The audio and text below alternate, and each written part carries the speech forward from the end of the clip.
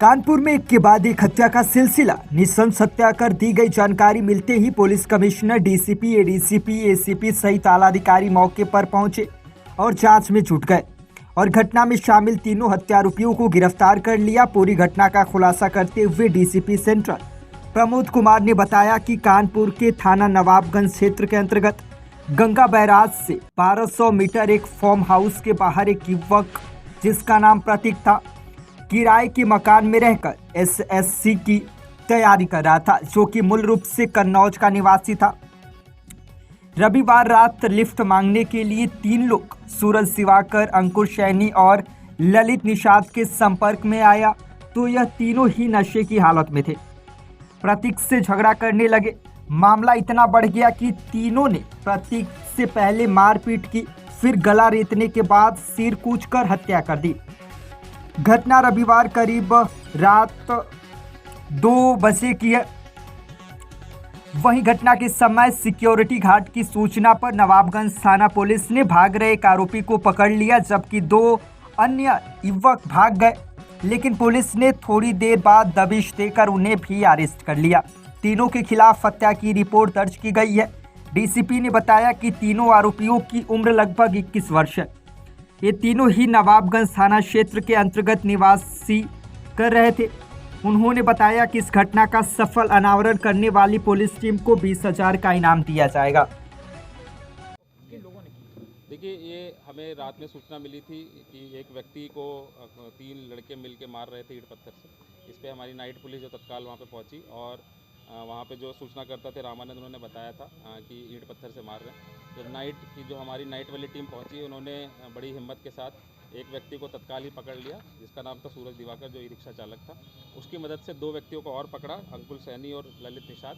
इन तीनों ने रात में शराब के नशे में ई रिक्शा में जो मृतक है प्रदीप सिंह, उसके साथ लड़ाई झगड़ा किया और फिर बाद में उसको सुनसान जगह पे लाके उसकी हत्या कर दी थी। कितने लोग पकड़े गए, इसमें कारण? देखिए, 3 लोग जैसा मैंने बताया, सूरज दिवाकर, अंकुल सैनी, ललित निषाद। जिसमें सूरज दिवाकर वो ई रिक्शा चालक है, अंकुल सैनी इसका दोस्त है और अंकुल सैनी का दोस्त ललित निषाद है, जो कि यहाँ पे काम करता है, गंगा बैराज पे खाना बनाने का काम करता है। इन तीनों ने ही रात में शराब लगभग 9:30 बजे के आसपास पी और फिर बाद में जो मृतक है उसको अपने ई रिक्शा में बिठाया और काफ़ी देर तक इधर उधर घुमाते रहे, लड़ाई झगड़ा आपस में करते रहे। इसमें एक खास बात ये पता चली कि ललित निषाद का एक व्यक्ति से लड़ाई झगड़ा था, देवा देवा करके, और उसी की रंजिशन में जब इसको पता चला कि ये दोस्त है इसका, तो इन तीनों ने मिलकर उसकी हत्या कर दी। सिर्फ सब दुश्मन के दोस्त टूर में उसकी हत्या कर दी? जी बिल्कुल। जिस तरह हत्या हुई थी, पुलिस के लिए क्या प्रभाव पड़ा? देखिए, चूँकि हमारी पुलिस ने बहुत जल्दी इस घटना को लगभग मैं कहूँगा 6 घंटे के अंदर ही अनावरण कर दिया। जैसे हमने हिरासत मिला पूछताछ की तो इन्होंने एक एक चीज़ पूरी बताई। ललित निषाद थोड़ा शातिर किस्म का था, इसने अपने कपड़े जो खून से सने हुए थे उसको फेंक भी दिया था, बट पुलिस ने उसको ही बरामद कर लिया है और सभी का हमने बेंजाडिन टेस्ट किया, उसमें पॉजिटिव भी आए हैं सारे लोग।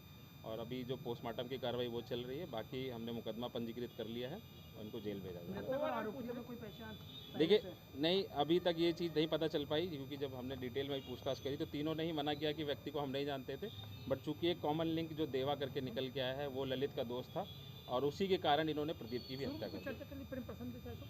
देखिए, चूंकि ये लड़का जो है रामानंद, लगभग 30 उम्र का है, ये इसकी भी शादीशुदा नहीं है और यहाँ पे एसएससी की तैयारी कर रहा था। हम लोग इस लिंक पे भी काम कर रहे हैं अभी, लेकिन अभी प्रथम दृष्टया इस चीज़ की पुष्टि नहीं कर। सर, एक क्वेश्चन, जैसे मूलगंज में अभी हत्या हुई थी और ये छोटी छोटी बातों में जिस तरह से हत्याएं हो रही हैं, तो क्या लगता है कि कानपुर में क्राइम का, हत्या का जिस तरह ग्राफ बढ़ा है, तो लगता नहीं पुलिस के लिए समस्या बन रही है? देखिए, आपस में लड़ाई झगड़ा चूँकि एक मुख्य कारण मुझे लगता है जो शराब और इसकी चीज़ें होती हैं, जो नाबालिग बच्चे होते हैं या उस कम एज के बच्चे होते हैं जो पढ़ाई लिखाई बहुत जल्दी छोड़ देते हैं और शराब के नशे में जाते हैं, वो तैश में आके इस तरीके के काम करते हैं, तो उस पर ध्यान देने की ज़रूरत है। मैं मीडिया के बंधुओं से भी आग्रह करूँगा कि जो लोग शराब पीते हैं या नाबालिग बच्चे जिनकी फैमिली में जो इस प्रकार के जो काम धंधे में लिप्त है, तो उनको भी समझाने की कोशिश करें। घटनास्थल पे कई दुकानें हैं जो मैगी पॉइंट के नाम से वहाँ पे रात में क्या काफ़ी भीड़ लगती है? देखिए, जो घटना मैंने बताया, चूँकि 2:30 से 3 बजे के आसपास के, तो उस समय दुकानें सारी लगभग बंद ही होती हैं, तो दुकानें काफ़ी सारी खुली हुई हैं।